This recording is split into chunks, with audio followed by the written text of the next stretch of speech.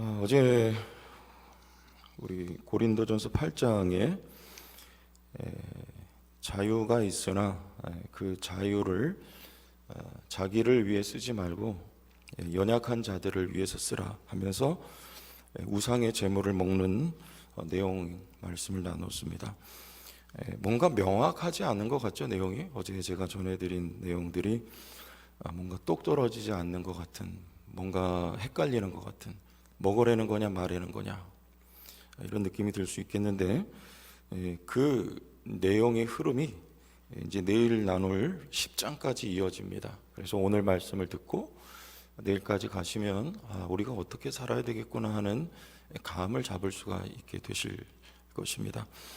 이어서 나오는 이 주제는 바울의 사도직에 대한 오해를 변명하는 것으로 오늘 9장 내용이 채워져 있습니다. 변명을 한다는 말은 당시 교회에 사도 바울의 그 사도직에 대한 오해와 그리고 시비가 있었다는 말이죠. 무슨 말이냐면 바울은 첫째는 뒤늦게 사도의 반열에 올라선 사람이죠. 이미 12명의 제자들과 또 그 외의 사도들, 사도를 규정할 때 조건이 있습니다. 예수님과 함께 동고동락을 했느냐, 첫 번째, 동고동락을 했느냐. 바울은 그리 못했죠. 두 번째, 예수님의 부활을 목격했느냐. 이 두 가지예요. 왜냐하면 예수님의 전권 대사로서 사도는 예수님을 증거해야 될 사명이 있기 때문입니다. 그런데 아시다시피 사도는 바울은 뒤늦게 부름을 받았고 예수님과 동고동락하지도 못했고, 그러나 바울은 말합니다. 나는 주님을 분명히 만났다, 담메색 도상에서. 그리고 부활하신 주님을 그래서 보았다. 그리고 오늘 1절에 바울은 내가 사도된 증거가 바로 너희다. 왜냐하면 사도의 사명은 복음을 전하는 데 있었습니다. 그게 주된 사명이었어요. 그런데 내가 고린도에서 복음을 전해서 너희 곧 교회가 탄생을 했으니까 내가 사도된 증거는 바로 너희다. 이런 말을 우리 1절 한번 보고 넘어가시죠. 내가 자유인이 아니냐, 사도가 아니냐, 예수 우리 주를 보지 못하였느냐, 주 안에서 행한 나의 일이 너희가 아니냐. 이 열매라는 말이죠. 나의 일, 교회를 개척한 일, 이것이 가장 내가 사도된 가장 강력한 증거다 하는 거예요. 당시에 고린도 교회에 바울에 대한 이런 오해들, 그리고 또 한 가지 오해는 뭐냐면 바울이 일을 하면서 복음을 전했다는 것입니다. 당시에 이 육체의 노동을 하는 사람들은 천한 위치에 있는 사람들, 즉 노예나 종들이 육체의 노동을 하는 것으로 그 그리스 사회에서는 그렇게 이해가 되었었죠. 그래서 바울이 아시다시피 장막을 깁는 일을 우리 고린도에 갔을 때 브리스길라와 아굴라를 만나게 되고 업이 같으므로 그들 아래서 종업원 생활을 하게 되죠. 그래서 그 일을 보고 자, 이 사람은 다른 사도들은 그렇지 않은데 뭔가 하자가 있는 사람이다, 이렇게 보는 거예요. 그러니까 천한 사람, 천한 일을 하면서 또 한편으로 복음을 전한다 하니 이거 뭔가 문제가 있는 사람이다 하고 시비를 계속 거는 거예요. 여기 오늘 이 내용이 그 시비에 대한 자기 변호를 하는 것이죠. 그러면서 어제 8장에 이어서 바울이 중요한 교훈을 줍니다. 요즘 그 비즈니스 미션이라고 하는 선교사들도 직업을 갖고 복음을 전하고, 또 목회자들도 개척교회 목회자들은요 이중직을 지금 허용하고 있는 교파들이 많이 생기고 있어요. 감리교나 또 침례교나 이런 데들이 이중직을 허용을 공식적으로 하고 있습니다.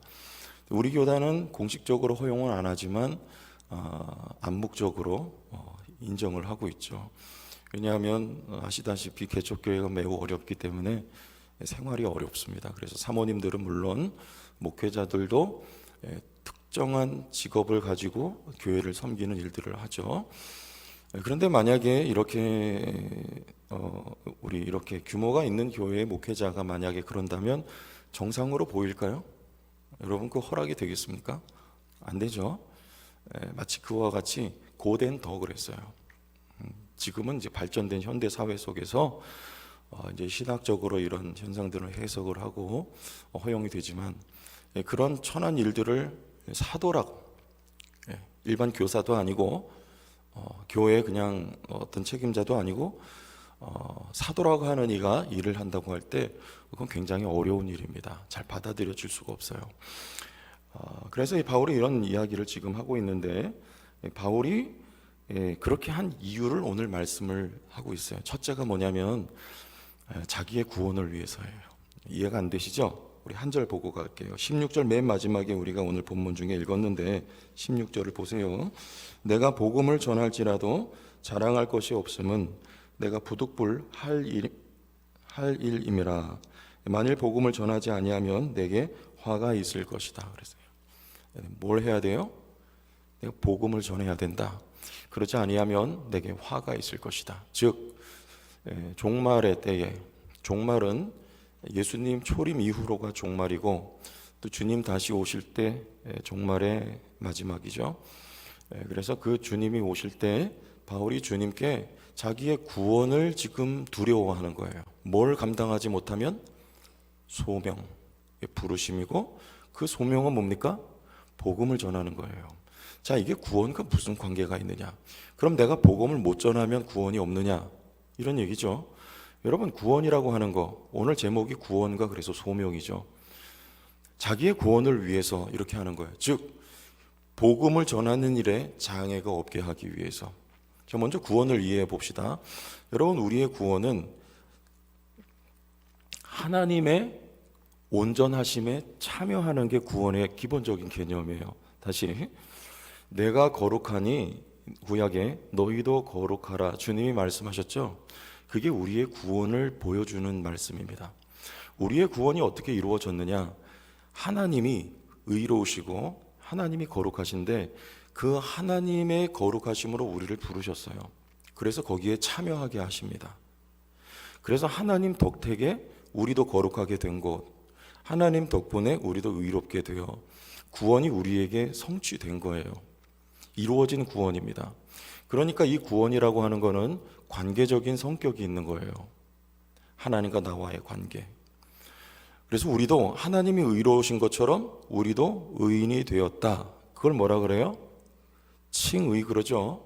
칭의. 근데 이 의라고 하는 개념은 구약에서 관계적인 개념, 그래서 샬롬이라고 하는 말이 여기서 나오는 겁니다. 너와 나의 관계가 온전해졌다. 이게 샬롬이거든요. 무슨 말이냐면 빚을 다 갚았다 그 말이에요. 의무를 다했다 그 말이에요. 설명을 드리겠습니다. 하나님은 여러분에 대해서 아버지의 의무를 다 하셨고, 구원의 개념을 이해합시다. 우리는 이미 하나님과의 바른 관계 속으로 들어갔어요. 누구 때문에? 예수 때문에. 할렐루야. 여기서는 할렐루야가 나와야 돼요. 예수가 테텔레스타이라는 말 들어보셨죠? 다 이루었다. 하나님 앞에 우리의 죄값을 다 치르셨어요. 그래서 기본적으로 예수님 때문에 하나님과의 관계 속에 우리가 들어가서 하나님의 거룩하심에 참여하게 돼서 우리도 거룩한 백성이 된 거예요. 그런데 이거는 시작입니다. 이게 이루어져 가야 돼요. 무엇이요? 관계가. 하나님은 우리에 대해서 아버지로서 아버지의 의무를 다 하시고, 우리는 자녀가 되었으나 자녀의 의무를 다 해가야 되는 거예요. 여러분, 이걸 구원을 이루어가는 겁니다. 이게 이해되시죠? 이 탕자의 이야기가 그걸 보여주는 거예요. 탕자는 아버지에 대한 의무를 못하고 집을 떠나요. 그런데 아버지는 어떻습니까? 아버지의 애비의 의무를 끝까지 다 하십니다. 자녀가 다시 회개하고 돌아올 때 자녀를 맞이해 주시고 그를 위해 모든 잔치를 베풀어 주시는 아버지. 이게 하나님 아버지예요. 하나님은 여러분에게 대해서 이렇게 하세요. 하나님은 변함이 없고, 하나님을 여러분을 사랑하신 하나님은 끝까지 사랑하시고, 여러분을 부르시고 붙드신 하나님은 여러분을 끝까지 붙드시는 하나님이십니다. 여러분에 대한 아비의 의무를 하나님은 다 하세요. 우리는요, 우리의 의무를 다 할 수 있도록 하나님이 우리를 그 자리로 부르고 계신 거예요. 이게 구원을 이루어가는 거예요. 즉 순종이죠. 여러분, 날마다 주 앞에 순종해 감으로 우리는 구원을 완성해 가는 것입니다. 그리고 영원한 구원에 우리가 마지막 최종적으로 들어가게 되는 이 구원에는 세 가지 시제가 담겨 있다는 것을 여러분 기억을 먼저 하셔야 되고, 자, 그래서 바울은 우리의 첫 번째 기본적으로 자녀의 도리를 우리 순종이라고 먼저 전제를 하고, 그리고 두 번째 바울은 여기서 소명을 이야기하는 거예요. 하나님은 바울을 부르실 때 신적인 목적을 가지고 부르셨어요. 그게 뭘까요? 이방인의 사도예요. 그러니까 바울은, 나는 로마서에서 그런 말을 해요. 빚진 자라는 말을 해요. 이 성경을 이야기하기 가장 좋은 때가 하루 중에 언제인지 아세요? 새벽이거든요. 새벽은 조용하고 집중이 잘 되니까 다른 얘기 하지 않아도 여러분 잘 듣고 계신데 잘하고 계십니다. 제가 성경 이야기만 하니까 조금 지루할 수 있어서 잡다한 얘기 들어봐야 순간이에요. 여러분 성경을 잘 배우고, 여기에 제가 오늘 새벽이라 간략하게 요약해서 전하는데 언젠가 기회가 되면 좀 자세하게 풀어서 알려드리고 싶은 내용이 여기 오늘 9장에 있어요. 아주 중요한 내용들이 있습니다. 자, 다시 바울은 그래서 자기를 빚진 자라 그래요. 왜 빚진 자냐? 만약에 이방인들의 구원하는 하나님의 일이 아니었다면 즉 이방인들이 아니었으면 바울은 구원이 없었을 거예요. 이방인들이 있었기 때문에 하나님을 바울을 부르신 거예요. 이해되시죠? 이게 하나님의 여러분을 부르신 각자에 대한 신적인 목적이 있습니다. 최 목사를 부르신 것은 여기 여러분들에게 말씀을 전하고 기도로 교회를 섬기라고 하나님이 그 신적인 목적을 가지고 저를 하나님이 일찍이 택하신 거예요. 믿습니까? 저는. 여러분은요? 그걸 은사라고 합니다. 여러분 각자에게 하나님이 여러분의 삶에 신적 목적이 담겨 있어요. 그것을 이루기 위해서 여러분에게 뭘 주셨냐면, 최 목사에게는 목사로서 할 수 있는 은사를 주시고, 여러분 각자에게 하나님이 은사를 주셨단 말입니다. 교사는 교사로서, 사업가는 사업가로서, 가정주부는 가정주부로서, 의사는 의사로서, 하나님의 목적을 가지고 여러분을 부르셨어요. 은사는 뭘 하라고 주신 것이라고 했죠? 교회를 세우라고, 즉 복음을 전하기 위한 게 최종적인 목적입니다. 바울은 사도로서, 이방인을 위한 사도로서 복음을 전하라고 하나님이 그를 목적하시고 부르신 거예요. 이방인이 아니었다면 나는 구원을 받을 수 없었을 거야. 그래서 빚진 자예요. 그러면 바울을 그 빚을 갚기 위해서, 하나님께 대해서 갚기 위해서 뭘 해야 됩니까? 복음을 전해야 돼. 순종이에요. 그래서 이것을 바울은 구원과 연결시키고 있는 거예요. 조금 어렵죠? 이해가 되세요? 내가 부득불 너에게 복음을 전하지 아니하면 내게 화가 있으리로다, 그렇게 말하는 거예요. 하나님이 나에게 주신 목적, 그 부르심에 내가 합당하게 살아가지 않으면 내게 화가 있으리로다. 여러분에게 하나님이 부르신 부르심이 있습니다. 그러면 주의 일이라는 걸 생각하고 지나가 봅시다. 여러분, 우리는 하나님의 일이라고 하는 걸 너무 바운더리를 좁게 잡아서, 그죠? 교회에 와서 청소를 한다든지, 교회에 와서 그렇죠? 뭔가 부서에서 섬긴다든지, 기도를 한다든지, 이것을 봉사의 전부로 보는 경향이 굉장히 짙습니다. 그러나 균형이 있어야 돼요. 이것도 부르심이 맞고, 그리고 여러분 직업 속에서 하나님이 부르신 그 일을 잘 해내는 것도 부르심이고, 그것도 봉사고, 그것도 섬김이에요. 믿습니까? 그게 칼빌이 말한 직업 소명설입니다. 우리 대한민국 이게 너무 약해요. 이거 인정을 잘 안 해요. 교사는 아이들을 잘 가르쳐야 돼. 기본이에요. 의사는 병을 돌팔이가 되면 안 돼요. 그래서 가정주부는 가정에서 가사를 잘 돌봐야 되고요. 사업가는 돈을 잘 벌어야 됩니다. 아멘. 그러나 그 여러분에게 나눠주신 은사는 무엇을 위한 것입니까? 섬기라고 주신 은사예요. 복음을 전하라고 하나님 주신 것입니다. 요 균형이 있어야 돼요. 이걸 다 전체적으로 우리가 볼 수 있는 눈이 있어야 돼요. 여러분 삶에서 이것들을 이루어 가시기 바랍니다. 그래서 저는요, 교회 와서 주구장창 사는 거 별로 안 좋아해요. 그러지 마세요. 예수님은 그런 사람 부르지 않았어요.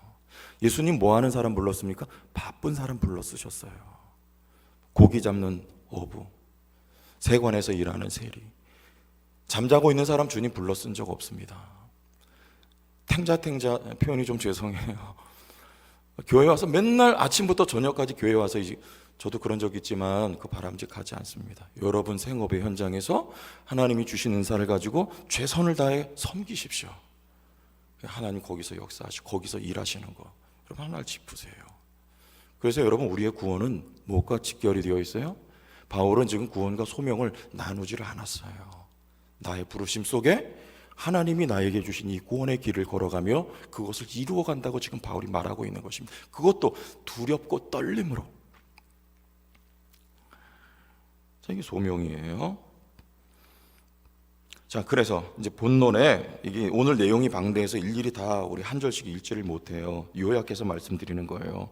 자, 그래서 바울이 지금 일을 해요. 일을. 바울이 말해요. 게바처럼, 지금 바울을 시비 건 사람이 마치 게바파가 아닌가 싶다, 그런 말을 해요. 게바처럼 나도 아내를 데리고 다닐 권위 없겠느냐. 식소를 거느리고 교회에서 내가 생활비를 받아서 생활할 권리가 없겠느냐. 그렇지 않다는 거예요. 권리가 있다는 거예요. 그렇게 요구할 수도 있다는 거예요. 성경에서도 그걸 가르쳐주고 있다는 거예요. 구약 성경에서. 여기 하나만 봅시다. 우리 9절. 모세율법에 곡식을 밟아 떠는 소에게 망을 씌우지 말라 기록하였으니 하나님께서 어찌 소들을 위하여 염려하심이냐. 아니고 일하는 사람들은, 성전에서 일하는 사람들은 거기서 일하는 것을 나눠 먹게끔 돼 있다. 구약에서도 바울이 이렇게 말을 해요. 그러면서 마땅한 권리가 있으나 하지 않는 이유가 뭐냐. 첫째는 복음을 위한 거예요. 둘째도 복음을 위한 거예요. 그럼 첫째는 뭐였느냐? 고린도에 가서 바울이 복음을 전할 때 그 사회는 이방 사회입니다. 그리스 사회, 헬레 사회예요. 근데 이 사회에서는, 특히 고린도 같은 지역에서는 어떤 일이 있었냐면 거기에 헬라인들은요 철학을 중시했어요. 우리 1장에서 나왔죠. 너희는 지혜가 있고 언변이 탁월하고, 그리고 궤변론자들이 다니면서 가르치고 돈을 거두어서 살았습니다. 여기저기 돌아다니면서. 그런데 여러분 생각해 보세요. 바울이 디모데와 또 실라와 이렇게 함께 등장을 했는데 하나님의 말씀을 가르치고 돈을 받는다. 그러면 누구와가 대별이 안 되죠. 그들과. 바울이 그래서 복음을 전하고 이 복음의 은혜성, 값없이 나눠주는 복음을, 복음이 복음되기 위해서 바울이 스스로 일을 하면서 저들과 다르다고 지금 선언을 하는 거예요. 삶으로. 그래서 일을 한 거예요. 자, 첫째 이유는 뭡니까? 복음을 위한 거예요. 두 번째는 아까 말씀드렸던 빚진 자이기 때문입니다. 마땅히 요구할 수 있지만 나는 너희들 때문에 받은 구원이야. 그래서 하나님이 나를 이 복음을 전하라고 부득불 할 일이기 때문에 너희에게 복음을 전한 거야. 빚진 자의 심정으로, 즉 복음을 위해서 바울은 요구하지 않았던 것입니다. 바울은 뭐라고 합니까? 오늘 말씀 봅시다. 자, 쭉 넘어가면, 자, 19절 한 절 봅시다. 19절과 27절을 보면 대비가 되죠. 19절 같이 읽어봅시다. 시작. 내가 모든 사람에게 자유로우나 스스로 모든 사람에게 종이 된 것은 더 많은 사람을 얻고자 함이라. 무엇 때문입니까? 여러분, 자유인이 됐어요. 바울은 모든 것을 할 수 있고 모든 것을 요구할 수 있고 자유롭게 할 수 있습니다. 여기 자유인이 되었다는 말은 전에는 종이었어요. 우리가 사탄의 종이었으나 지금 이 주권의 영역이 사탄에게서 그리스도에게로 바뀌었습니다. 우리는 그리스도의 통치 아래 살아가. 이걸 자유인이라 그러는 거예요. 그리스도 안에 우리는 자유를 얻었어요. 그러나 그 자유는 뭐 하라고 주신 거냐? 자, 어제 말씀 여기 바울이 다시 말하는 겁니다. 할 수 있는 자유가 있어요. 우상의 제물을 먹을 수가 있어요. 아무것도 아니에요. 여러분, 심지어 술을 먹을 수도 있어요. 심지어 담배를 피울 수도 있어요. 여러분, 술을 먹고 담배를 피우면 구원을 받을까요? 못 받을까요? 오해하지 말고 들으세요. 잘 들으셔야 돼요. 구원을 받을까요? 못 받을까요? 자, 다시 그러면 죄를 지으면 구원을 받을까요? 못 받을까요? 받아요? 못 받아요? 이미 받은 구원이잖아요. 믿습니까? 여러분 안에 성령이 계시잖아요. 그럼 어제는 죄 안 지으셨어요? 그럼 구원 못 받았습니까? 받습니다. 구원과 관계가 없어요. 우리는 이미 자유인 그리스도의 통치 안에 살아가요. 술도 아무것도 아니고 담배도 아무것도 아니에요. 그러나 그 자유를 가지고 자기의 자유를 주장하지 말고 뭐 하는 데 쓰라? 나는 종이 됐다. 여러분, 주님이 우리에게 주신 자유는 자유를 방종을 위해 주신 자유가 아니에요. 여러분, 목적이 분명합니다. 종이 되기 위한 자유입니다. 예수님께서 말씀하셨어요. 누구든지 크고자 하는 자는 뭐 하는 자가 되라? 섬기는 자라. 종이 되라. 그리스도는 이 땅에 오셔서 종이 되셨습니다. 바울도 종으로 살아가는 거예요. 무엇을 위해서? 영혼을 살리기 위한 종, 영혼을 살리기 위한 섬김이에요. 그 영혼을 위해서, 약한 자를 살리기 위해서, 약한 자를 세우기 위해서 종이 되라는 사상을 지금 바울이 가르쳐주고 있는 거예요. 그래서 누구를 친다는 거예요? 그게 오늘 결론 맨 마지막 27절 가봅시다. 27절 다 같이 읽어봐요. 27절 내가 시작. 내가 내 몸을 쳐 복종하게 함은 내가 남에게 전파한 후에 자신이 도리어 버림을 당할까 두려워함이로다. 누구를 쳐서 복종시켜야 됩니까? 절제하는 거예요. 그래서요. 내가 요구할 수 있지만 복음을 위해서 하지 않아요. 영혼을 살리기 위해서, 오해를 받지 않기 위해서, 복음이 복음되게 하기 위하여서 절제. 이기기를 다투는 자마다 오늘 말씀에 모든 것에 절제한다는 거예요. 여러분, 이게 우리가 배워야 될 점입니다. 여러분, 그리스도 안에 자유를 얻으셨습니다. 그럼 우리가 절제해야 되고, 누구를 쳐야 됩니까? 자기를 쳐서 복종시켜야 되고, 남을 섬기기 위해서 절제해야 됩니다. 남을 섬기기 위해서 자기를 쳐서 복종시켜야 됩니다. 나를 주장할 수 없는 거예요. 그게 주님이 오셔서 하신 일이에요. 하나님이 우리를 구원하셨습니다. 여러분을 소명의 자리로 부르셨습니다. 여러분, 소명을 이루어가는 것, 우리의 구원과 무관한 내용이 아닙니다. 하나님이 여러분을 부르신 목적에 합당하게 살아가는 것, 매우 중요한 것입니다. 우리 교회 공동체 안에서 또 여러분 부르신 삶의 자리에서 섬기는 종들이 되시길 바랍니다. 절제할 수 있기를 원합니다. 여러분의 삶에 복음이 복음되게 해내는 일을 위해 쓰임받는 여러분 모두가 되기를 예수님의 이름으로 축원합니다.